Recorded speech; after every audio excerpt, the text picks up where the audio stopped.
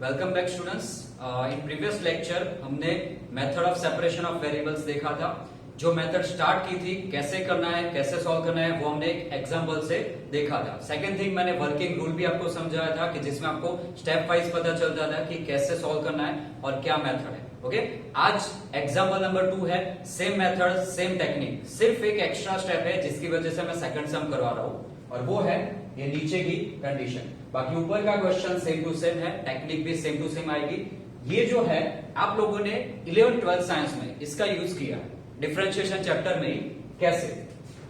अगर आपको कोई क्वेश्चन दिया था, आपको इक्वेशन दिया है, लास्ट में यहाँ पे y of 0 is equal to 1 ऐसे समथिंग दिया जाता था, and that is called initial value. आप उस टाइम पे ऐसे ही बोलते थे, ये इनिशियल वैल्यू है। ओके, तो ये वैल्यू में हम क्या करते थे, यहां से x की वैल्यू 0 सब्स्टिट्यूट करते थे, y की वैल्यू 1 ये सब्स्टिट्यूट करते थे।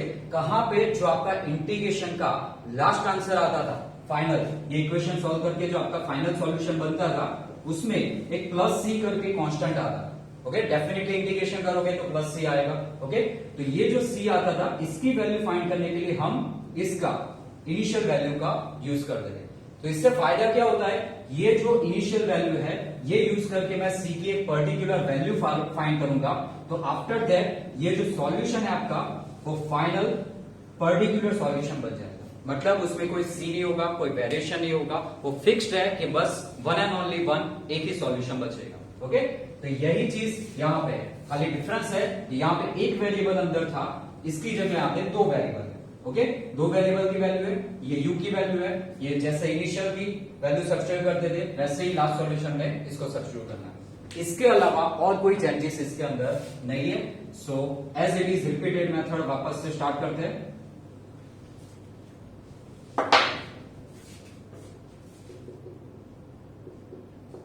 और हाँ, पहले मेथड समझ लेना, साथ में मत लिखना। सबसे पहले तो क्वेश्चन, जो इक्वेशन दिया है वो लिख देते हैं। सो हियर क्वेश्चन का जो इक्वेशन है ये del u by del x is equal to 2 del u by del v plus u। This is the given equation. अब फर्स्ट स्टेप हमारा क्या था कि एक सॉल्यूशन आपको एज्यूम करना है। सॉल्यूशन कैसा एज्यूम करना है, तो उसके लिए सिर्फ एक ही चीज ध्यान रखनी है कि आपका वेरिएबल कौन सा चल रहा है। ओके, प्रीवियसली हमने देखा था हमारे x एंड y वेरिएबल चल रहे थे, तो हमने capital X and capital Y लिया था। यहाँ पे इंडिपेंडेंट वेरिएबल कौन से है, स्मॉल x स्मॉल t, यानी कि आपको xt वेरिएबल लेना पड़ेगा। ऊपर का डिपेंडेंट वेरिएबल सेम है, u ही है, तो यहाँ पे u का ही u रहेगा। ओके, इनकेस अगर वो चेंजेस है z या कोई अदर वेरिएबल दिया है तो वो भी बदल देना है। So let solution be u is equal to again capital X into capital T। Also book के अंदर या मैंने पहले सब में भी समझाया था कि इसका एक्चुअल फॉर्म ऐसा होता है u ऑफ, इसके वेरिएबल कौन से है, x एंड t के। So x and t is equal to यहाँ पे capital X of term of x into capital T term of small t। ये इसका एक्चुअल मेथड है। ओके, बट ये एग्जाम में क्वेश्चन के अंदर आप यूज नहीं करोगे तो भी चलेगा। बट ये याद रखना, इनकेस अगर इस तरीके से कोई क्वेश्चन या दिया है तो, और इनिशियल वैल्यू के लिए आपको उसकी जरूरत पड़ेगी। चलो, तो इसको हम नाम दे देते हैं इक्वेशन नंबर 1। आफ्टर दैट आपको डिफरेंशिएशन करना पड़ेगा। डेफिनेटली ये वैल्यू रिप्लेस करने के लिए del u by del x और del u by del t find करना पड़ेगा। सो देयरफॉर मैं डायरेक्ट कर रहा हूं del u by del x, इसका x के रिस्पेक्ट में करूं तो x dash into t is a constant, so as it is, and del u by del t is equal to, again यहाँ पे t के रिस्पेक्ट में कर रहा हूं, so t का डिफरेंशिएशन होगा, x constant as it is रहेगा, so x into t dash. Differentiation आ गया, ओरिजिनल वैल्यू है, सारी वैल्यूज वापस क्वेश्चन के अंदर सब्स्टिट्यूट करो। So substitute all values into given equation. Given equation यानी कि जो हमारा क्वेश्चन वाला था, ये सब्स्टिट्यूट करो। तो del u by del x की जगह क्या है, x dash t। So capital X dash t is equal to 2 del u by del t की जगह ये वाली value x into t dash plus u मतलब क्या आपका ये वाला जो आपने एज्यूम किया solution x। Okay, again remember आपके x और t कैपिटल चल रहे हैं, साथ में स्मॉल भी आ सकते हैं। ओके, जैसे हमने आगे यहाँ पे बताया था वैसे, तो स्मॉल एंड कैपिटल साथ में चल रहा है। सो पॉसिबल है तब तक ऐसी राइटिंग करना कि जिससे वो डिफरेंस पता चले, अच्छे दिखे या नहीं दिखे नो प्रॉब्लम, पर डिफरेंस पता होना चाहिए कि कौन सा कैपिटल है और कौन सा स्मॉल है। चलो, इसके बाद हम क्या कर देते, x वेरिएबल्स एक साइड, t वेरिएबल्स एक साइड, तो फ्रैक्शन बनाना है। तो सबसे पहले तो यहां से क्या कॉमन निकलता है, x कॉमन निकल रहा है दोनों में से, तो x कॉमन ले लो, तो x कॉमन यहां पे बचेगा 2t डैश प्लस t, ये स्टेप एज इट इज रहेगा xt डैश। अब ये x है, बाकी t वाले टर्म है, तो x वाले मैं इस साइड ले लेता हूं और ये t वाला टर्म इस साइड ले लेता हूं। So for that x upon x dash t, so ये x dash as it is, ये x नीचे आ जाएगा। ओके, ये t यहां से नीचे चला जाएगा, so is equal to 2t dash plus t upon capital T। इसको थोड़ा सिंप्लीफाई कर देता हूं, so therefore x dash upon x is equal to, ये t दोनों के साथ सेपरेटली डिवाइड कर देता हूं, तो यहां पे क्या हो जाएगा 2t dash by t plus t by d यानी कि 1, जिससे इंटीग्रेशन इजी हो जाए उसकी वजह से। ओके, और जैसे ही फ्रैक्शन बन जाते थे, वेरिएबल सेपरेट हो जाते थे, उसके बाद हम यहाँ पे क्या सपोज करते थे कि ये नहीं लिखोगे तो भी चलेगा, ओनली के लिखोगे तो। चलो, यहां तक आ गया। अब ये जो आपका x फ्रैक्शन है इसको k के साथ कंपेयर करो, t फ्रैक्शन है उसको k के साथ कंपेयर करो, तो दोनों वैल्यू सेपरेट हो जाएगी। So x dash upon x is equal to k and 2t dash upon t plus 1 is equal to k। इसको और सिंप्लीफाई करता हूं, and 2t dash upon t is equal to k minus 1। चलो, इसको हम बाद में ही कर देंगे जब जरूरत पड़ेगी इक्वेशन की तब। इस फ्रैक्शन का नाम equation number 2 and equation number 3। अब वन बाय वन करते हैं, पहले एक्स फ्रैक्शन का प्रोसीजर करता हूं। Okay, so from equation 2 fraction normal form में लिखता हूं, मतलब जो इंटीग्रेशन करने में इजी रहे। बाय चांस यहां पे डायरेक्टली रेडी है, x डैश अपॉन x तो एक साइड रहेगा और k एक साइड रहेगा, तो दोनों साइड में इंटीग्रेशन अप्लाई कर देता हूं। dx is equal to k constant बाहर रहेगा इनटू dx। रिमेंबर यहां पे आपका वेरिएबल जो dx का इंटीग्रेशन का आएगा वो स्मॉल x ही रहेगा, क्योंकि कैपिटल X भी आपका स्मॉल x फॉर्म के अंदर ही है। ओके, चलो इंटीग्रेशन करो। सो प्रीवियसली समझाया था, अगेन एक बार रिपीट कर रहा हूं, नीचे x है, ओके, ऊपर भी x है, दो जगह x मतलब के इंटीग्रेशन का डिवाइड रूल अप्लाई होगा। ओके, डिवाइड रूल एक्चुअल में नहीं है, तो दो फॉर्मूला है। पहला फॉर्मूला था कि नीचे का डिफरेंशिएशन ऊपर डायरेक्टली रेडी होना चाहिए, तो यहाँ पे x है, x का डिफरेंशिएशन x डैश होता है जो डायरेक्टली रेडी है, तो आंसर क्या बनता है लॉग अपॉन वाला जो टर्म है दैट इज x, ये आपका आंसर बन जाएगा। उस तरीके से आ गया कि एज इट इज dx का इंटीग्रेशन x रहेगा क्योंकि अंदर कोई टर्म नहीं है, प्लस कांस्टेंट c। अब तक जो क्वेश्चन थे उसमें दोनों लॉग वाले आते थे, तो हम डायरेक्टली क्या कर देते थे लॉग c, बट यहाँ पे एक लॉग है एक नॉर्मल है, तो आप दोनों तरीके से सॉल्व कर सकते हो। समटाइम्स स्टूडेंट्स खाली c लेके फिर सॉल्व करते हैं और इसका आंसर लाते हैं कैपिटल X का, समटाइम्स लॉग c लेके भी सॉल्व करते हैं, दोनों मेथड वैलिड है। ओके, बट पॉसिबल है तब तक ट्राई करना, जब तक अगर एक भी लॉग है तो इसका लॉग ही कंसीडर करना, ये इजी रहेगा। Okay, so log capital X ये इस साइड आएगा, तो minus log c is equal to kx। Log है, दोनों के बीच में माइनस है, सो डेफिनेटली दोनों का अपॉन हो जाएगा, so capital X upon c is equal to kx। So therefore अब लॉग उठा के इस साइड ले जाओ। ओके, अब तक तो दो लॉग थे तो कैंसिल हो जाते थे, अभी नहीं है, एक ही लॉग है, तो लॉग का अगर दूसरे साइड में ट्रांसफर करूं तो इस साइड क्या हो जाएगा e हो जाएगा, और ये जो वैल्यू है वो पावर में चली जाएगी और इस साइड से लॉग निकल जाएगा। ओके, देन c कांस्टेंट इस साइड ले जाओ, so x is equal to c e raise to kx, ये आपके वैल्यू मिल गई कैपिटल X की। ओके, अगेन जैसे मैंने इसमें सॉल्व किया वैसे ही अब t में सॉल्व करूंगा, वहां पे भी दूसरा कांस्टेंट आएगा। सो अगर भूल गए हो और समटाइम्स आपको याद ना रहे तो यहाँ पे कांस्टेंट c1 कर देना, ऐसा मे भी पॉसिबल है कि एग्जाम में हो सकता है। Okay, so don't worry, C1 कर देना, फिर इसके अंदर जो दूसरा है उसमें C2 कर देना।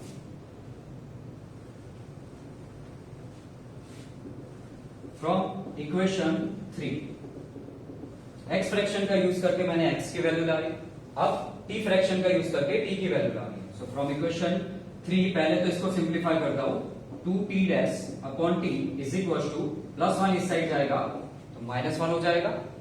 देन ये 2 की भी जरूरत नहीं है क्योंकि इस साइड सिर्फ t डैश अपॉन t ही रखने हैं, ओके। तो 2 इस साइड ले जाओ तो क्या हो जाएगा, t dash upon t k -1/2। दोनों साइड इंटीग्रेशन अप्लाई करो, यहां पे ही कर देता हूं मैं।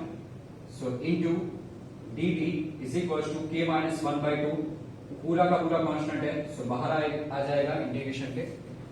देन log सेम जैसे यहां पे किया था log x, तो वैसे यहां पे log capital T is equal to k -1/2 constant as it is, dt का इंटीग्रेशन होगा only t। Then plus again constant आएगा, अगेन एक फॉर्म log वाला है तो मैं log ही लेता हूं, C2 C1 यूज कर दिया। log C2 उठा के वापस इस साइड ले लो, सेम टू सेम मेथड चल रही है जैसे हमने x में किया था। log C2 is equal to k -1/2 into t, यहां पे हो जाएगा log t by C2 is equal to k -1/2 into t। log इस साइड ट्रांसफर होगा तो ये e रेज टू टर्म बन जाएगा। So t upon C2 is equal to e raise to k -1/2 into t। Done.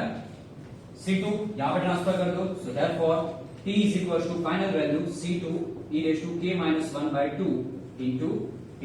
ये आपको वैल्यू मिली t। यहां तक आपकी method same to same previous question के जैसा ही है, ओके। अब यहां से वेरिएशन क्या आएगा कि x और t की वैल्यू मैं वापस कहां पे सब्स्टिट्यूट करूंगा, जो आपका ओरिजिनल सॉल्यूशन था इसके अंदर, ओके। तो ये सॉल्यूशन के अंदर मैं वैल्यू सब्स्टिट्यूट करता हूं, इस साइड का पोर्शन मैं रफ कर देता हूं।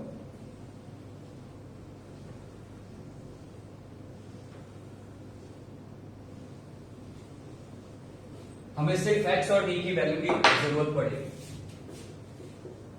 सो नाउ फ्रॉम सॉल्यूशन वाला हमारा इक्वेशन था 1, सो इक्वेशन 1 में सब्स्टिट्यूट करता हूं। सॉल्यूशन क्या था, u is equal to x into T. x की वैल्यू क्या है, c1 e raise to kx into t की वैल्यू क्या है, c2 e raise to k -1/2 into t, okay. c1 c2 दो कांस्टेंट साथ में चल रहे हैं तो इसको मर्ज कर देता हूं, c1 c2 e raise to kx into e raise to k -1/2 into t। अगर चाहो तो आप बेस सेम है तो इसको प्लस करके ये भी कंबाइन कर सकते हो, पर मैं अभी एज इट इज रहने दूंगा। चलो, वैसे ये आपका फाइनल सॉल्यूशन था, प्रीवियस क्वेश्चन में भी यहाँ पे सॉल्यूशन था। c1 c2 की जगह एक नया वेरिएबल सपोज कर लेते थे, ओके, नया कांस्टेंट, बट यहाँ पे अभी ये नहीं करूंगा क्योंकि ये कांस्टेंट की वैल्यू मुझे बनानी पड़ेगी बिकॉज इनिशियल वैल्यू गिवन है। अगर इनिशियल वैल्यू गिवन है, आपने यहां तक सम रखा तो आपका एक मार्क्स यहां से कैंसल आउट हो जाएगा, ओके। सो ऑलवेज ध्यान रखना इनिशियल वैल्यू गिवन है तो बस एक काम करना है कि कांस्टेंट की वैल्यू फाइंड करनी है। तो फाइंड करने के लिए यहां पे मैं पहले जो इनिशियल वैल्यू दी हुई है वो लिख देता हूं। Now u of x, 0 is equal to 6 e raise to -3x। इसको नाम दे देता हूं मैं इक्वेशन नंबर 4। चलो, अब पहले तो कंपेयर करना है, तो ये वैल्यू कौन कौन सी है, x की वैल्यू क्या है, t की वैल्यू क्या है, k की वैल्यू, मतलब जो भी मिल रही है वो वैल्यू चेक करने के लिए पहले इतना समझ लो कि आपका ओरिजिनल जो इसका फॉर्म था वो याद होना चाहिए। वो क्या था, नहीं याद तो सिंपल बना लो, x और t है, मतलब ये u आपका small x and t term का होगा, okay. Is equal to capital X है वो x फॉर्म का इंटू t। ये अगर याद नहीं होगा तो भी चलेगा, ओके, ये खास याद रहना चाहिए। तो इसमें देखो यहां पे वेरिएबल है x, यहां पे वेरिएबल है t। कंपेयर करो इसको इसके साथ, तो x की जगह पे तो x ही है सेम टू सेम, तो उसमें कोई वेरिएशन नहीं होगा, ओके। बट t की जगह पे यहां पे क्या है, 0, मतलब put t is equal to 0। एक तो ये वैल्यू मिली मुझे t की, x की तो सेम वैल्यू है तो यहां पे लिखने की जरूरत नहीं है। u की वैल्यू देखो, u इज इक्वल टू यहां पे क्या है, 6 e रेज टू -3x, तो ये नई वैल्यू है 6 e रेज टू -3x। जैसे इसमें xt था वैसे ही। चलो इतना आ गया। तो ये जो वैल्यू है, ये वैल्यू मैं कहां पे सब्स्टिट्यूट करूंगा, जो आपका प्रीवियस यानी कि फाइनल सॉल्यूशन आया है उसमें, इनटू इक्वेशन नंबर 4। सो u की जगह पहले तो ये वैल्यू आ जाएगी 6 e raise to minus 3x, then is equal to c1 c2 e raise to kx, उसमें भी कोई चेंज नहीं होगा। ओके, यहां पे आएगा e रेज टू k माइनस 1/2 इंटू t, t की वैल्यू क्या है 0। अगर मैं यहाँ पे 0 सब्स्टिट्यूट करूं तो 0 इंटू एनीथिंग 0 हो जाएगा, यानी यहां पे बचेगा only e raise to 0 and e raise to 0 is consider as 1, क्योंकि e की पावर क्या है 0, किसी की भी पावर 0 आती है तो उसका आंसर 1 हो जाता है। समझने के लिए अभी यहाँ पे मैं लिख रहा हूं, बाकी एग्जाम में डायरेक्टली ये निकाल सकते हो। Okay, so 6 e raise to minus 3x is equal to c1 c2 e raise to kx। यहां से मुझे कांस्टेंट की वैल्यू फाइंड करनी है।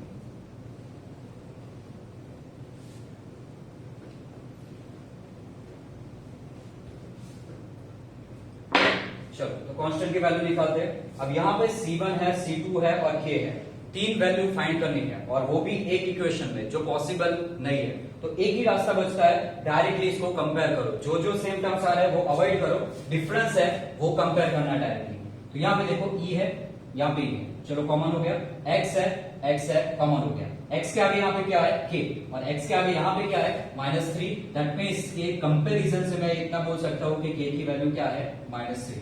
रीजन ये है क्योंकि सेम टर्म है, constant constant, e raise to x variable. अगर ये सेम है तभी ये कर सकते हो, अगर इनकेस यहाँ पे y वेरिएबल आया तो आप कंपेयर नहीं कर सकते। ओके, सो इस तरीके से यहाँ पे क्या होगा, x सेम है तो k की वैल्यू क्या मिलेगी -3, c1 c2 पूरे कांस्टेंट की जगह यहाँ पे क्या है 6, मतलब दो वैल्यू मिली, k is equal to -3 and c1 c2 दोनों के इज इक्वल टू, मुझे c1 क्या है c2 क्या है वो पता नहीं है, बट दोनों का कैलकुलेशन मल्टीप्लीकेशन करूं तो वो आंसर क्या बनता है 6, ये मुझे पता चल गया। ओके, और यहाँ पे भी ओरिजिनल सॉल्यूशन में c1 c2 है, तो चाहे c1 क्या हो चाहे c2 क्या हो, उसकी वजह से कोई प्रॉब्लम नहीं आएगा, डायरेक्टली ये वैल्यू सब्स्टिट्यूट कर देना।